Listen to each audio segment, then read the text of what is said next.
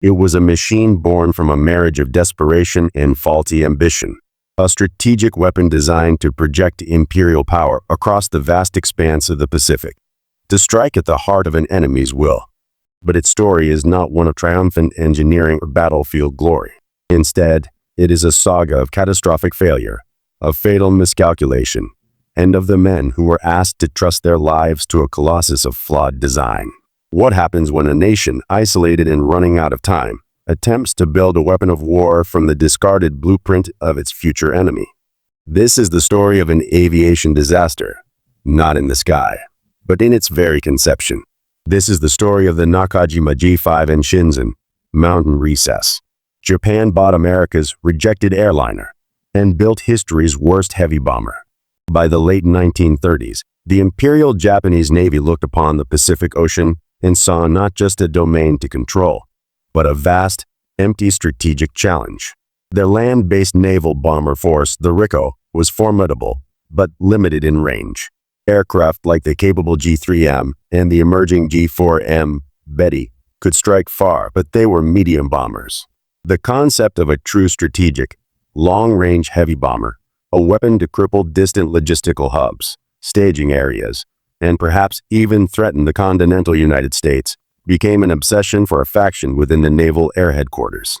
Yet Japan's aviation industry, brilliant in crafting agile fighters, had little experience with the complex, multi-engine heavy aircraft that American and European firms were producing. The solution, they believed, could be found through industrial espionage and adaptation.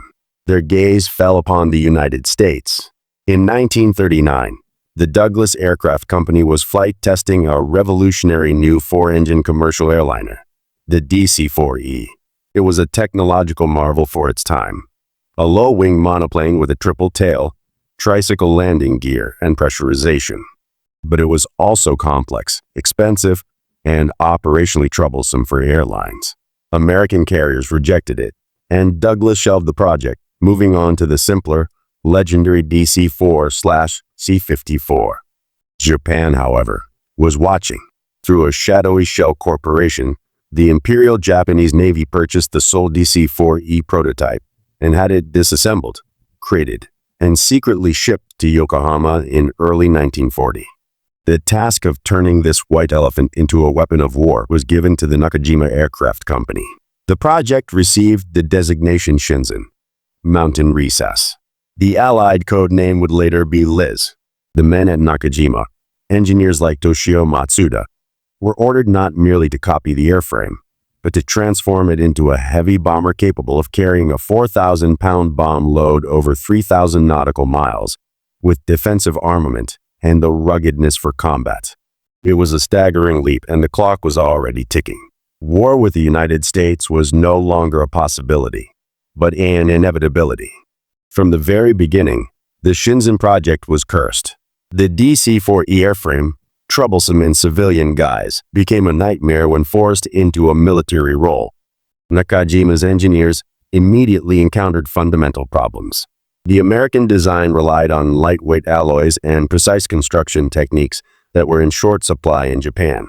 The need to add military features, a bomb bay, armor plate for the crew, multiple defensive gun positions, added immense weight to a structure never intended to bear it. The elegant tricycle landing gear, novel for Japan, proved too weak for the increased gross weight and the anticipated rough field operations of frontline naval air units.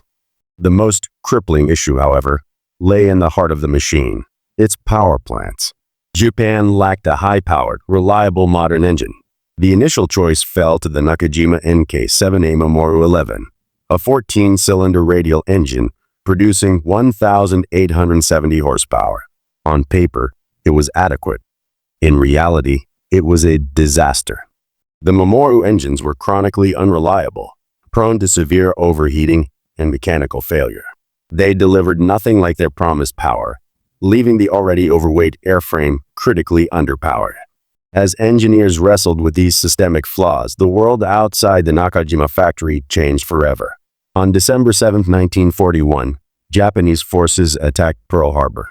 The demand for proven, reliable aircraft like the Zero Fighter and the G4M bomber skyrocketed, draining resources and skilled labor from the troubled Shenzhen project. Yet, the Navy's insistence on a heavy bomber persisted, driven now by a desperate need for a weapon that could reach out and strike the burgeoning American industrial might gathering in Hawaii and, someday, the West Coast. By early 1942, the first prototype, the G5N1, was ready for its maiden flight. The test pilots, seasoned veterans, approached the mammoth aircraft with deep suspicion. The flight confirmed their worst fears. The Shenzhen was a dog. Its takeoff run was dangerously long, its climb rate was pathetic, and its handling was sluggish and heavy. The unreliable Mamoru engines meant that flights were conducted in constant anxiety, with pilots knowing that a single engine failure on takeoff or landing would be unsurvivable. One test pilot reportedly said flying the Shenzhen was like trying to steer an overloaded barge through the sky. Throughout 1942, as Allied forces turned the tide at Midway and Guadalcanal, Nakajima struggled to fix the unfixable. A second prototype was built with even more armor and guns, worsening the performance. By 1400 hours on a humid July day in 1942, during a critical test flight at the Navy's Kasumigara airfield, the Shenzhen's flaws manifested catastrophically. A Mamoru engine on the port wing seized violently, sending shuddering vibrations through the airframe. The pilot fought to maintain control, but the asymmetric drag and profound lack of power from the remaining three engines forced a crash landing. The aircraft was destroyed, though, miraculously, the crew survived. This crash was a microcosm of the entire program. A failure of power, a struggle for control, and a shattered airframe. Yet, the Navy refused to let the project die. In a last-ditch effort, Nakajima was ordered to re-engine the design. The hopeless Mamoru engines were swapped out for the Mitsubishi Mk4B Kase 12 radials, producing 1,530 horsepower each, less power, but marginally more reliable. This variant was designated the G5N2. While reliability improved slightly, the aircraft's performance remained abysmal. Its maximum speed was a mere 260 miles per hour, slower than many contemporary medium bombers, and making it a sitting duck for Allied fighters. Its operational range, with a full bomb load, fell far short of the original specifications. By 1943, the Shenzhen was an anachronism. American heavy bombers like the B-17 Flying Fortress and the new B-24 Liberator operated in massed formations at high altitude, with formidable defensive firepower. The Shenzhen could do none of this. It was slow, vulnerable, and could barely defend itself. The Imperial Japanese Navy, facing critical shortages of pilots and fuel, made a brutal but logical decision. The Shenzhen would not enter production as a bomber. Only 4 of the disastrous G5N1s and 2 of the modified G5N2s were ever built. The dream of a Japanese strategic bomber was dead. But the airframes themselves still existed, and in war, even a failed weapon must find a use. The crisis for the Shenzhen was not a single, fiery moment of combat, but a slow, grinding realization of utter uselessness. The 6 completed airframes, representing an enormous investment of scarce materials, engineering man-hours, and national prestige, now sat on tarmacs as silent, looming embarrassments. They were symbols of a technological dead end, white elephants that consumed precious resources. For the crews assigned to them, they were objects of dread. Pilots and navigators, who had trained for high-risk missions over the Pacific, now found themselves babysitting these mechanical pariahs. The sense of despair was not born from enemy action, but from futility.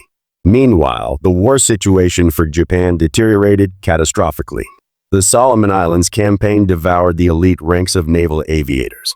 The Marianas fell, bringing the new American B-29 Superfortress within range of the Japanese home islands. Japan was now on the defensive, hemorrhaging aircraft and skilled men in desperate, suicidal actions. Every airframe, even a failed one, had to be pressed into service. And so, the Shenzhens were reborn not as the spearhead of a long-range offensive, but as a humble, overgrown pack mule. Stripped of their bomb sights and most defensive armament, their bomb bays converted into cavernous cargo holds, the Shenzhens were assigned to the Naval Air Transport Command. Their new, ignoble mission was to ferry supplies and personnel between the home islands and the increasingly isolated and besieged Japanese garrisons scattered across the Pacific. This was perhaps the most dangerous phase of the Shinzon's existence. Flying unarmed, overloaded with fuel and cargo, and still plagued by their original mechanical vices, they had to run a gauntlet of American air superiority. A flight from Truk to Rabaul, for instance, meant hours over open ocean where a single sighting by a patrolling Lockheed P-38 Lightning or Grumman F-6F Hellcat meant certain death. The pilots knew their aircraft could not outrun or outfight anything the Allies put in the air. Every engine cough, every shudder of the airframe was met with cold sweat. The crews operated under a constant, grinding fear, not of a heroic death in battle, but of being shot down like a defenseless transport in a forgotten corner of the war. The bitter irony was profound. Designed to strike boldly across thousands of miles, the Shinzon now crept along coastal routes, hiding in cloud cover when possible, its crews praying for obscurity. The men inside its cavernous fuselage, reinforcements for doomed garrisons, spare parts for grounded aircraft, medical supplies, were themselves cargo, destined for some of the war's most hellish endpoints. The aircraft's flaws became lethal hazards in these conditions.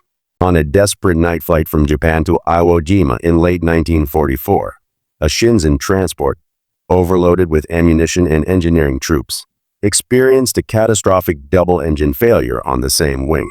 The pilot, Flight Petty Officer First Class Kenji Sato, fought the controls in the pitch black over the volatile East China Sea. The aircraft, wallowing like a wounded whale, lost altitude rapidly. In his final transmission, Sato reported simply, "Port engines dead. Cannot maintain lift. We are going down." No wreckage was ever found.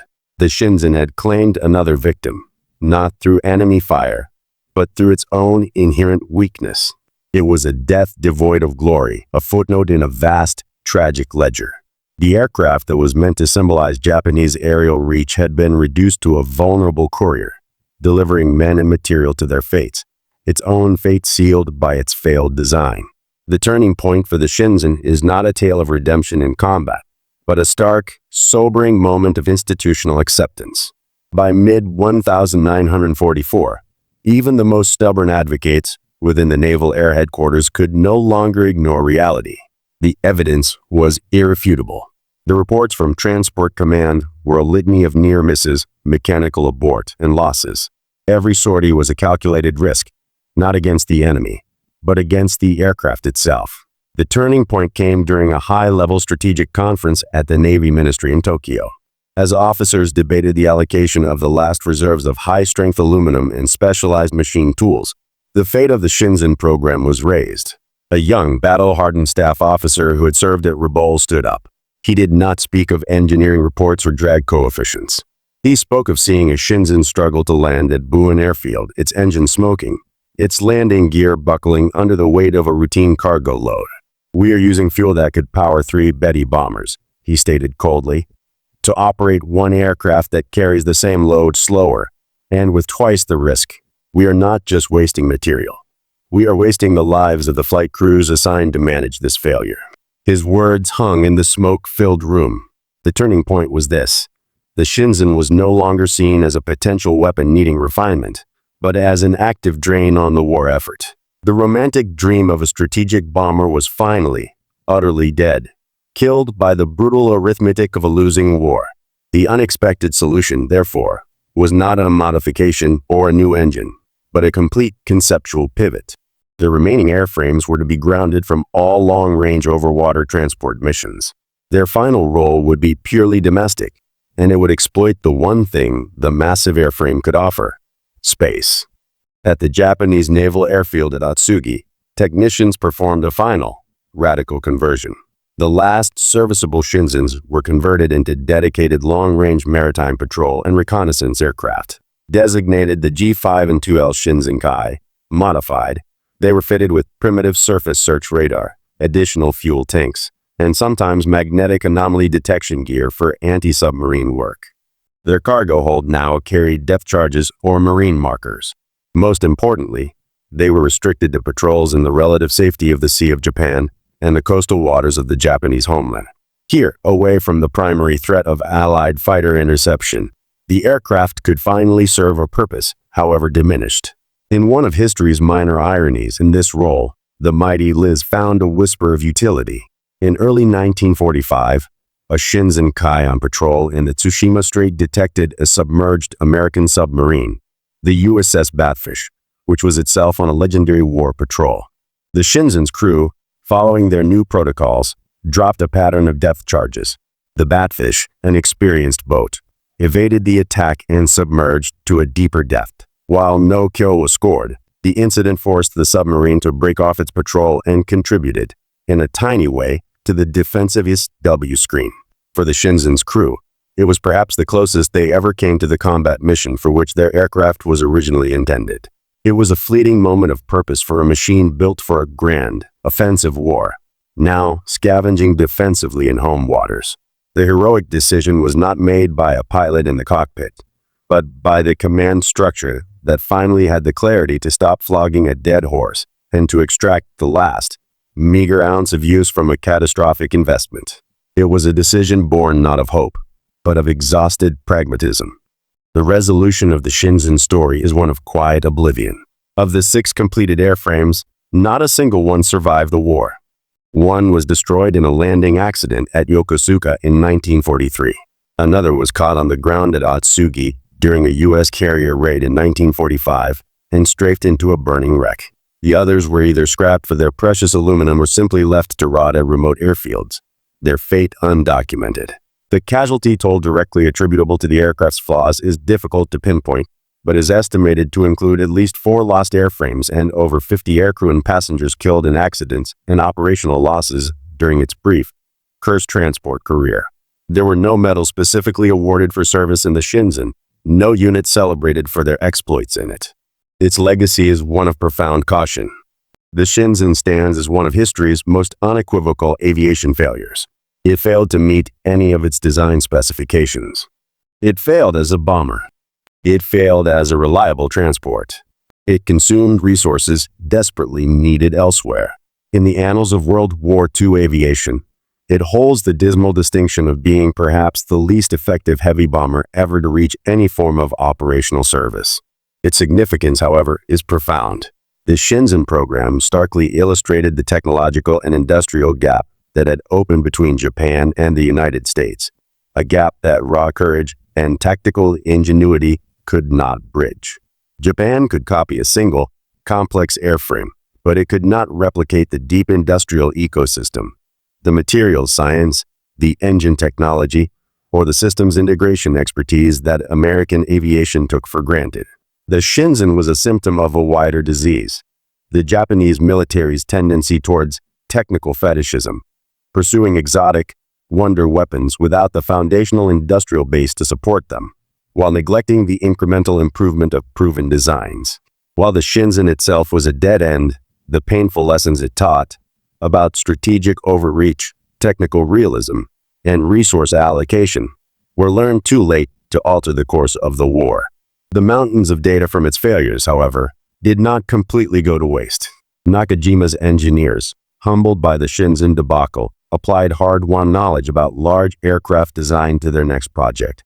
The colossal and only marginally more successful Nakajima G8N Renzen Mountain Range, a heavy bomber that arrived just as Japan's airspace was closed by American fighters.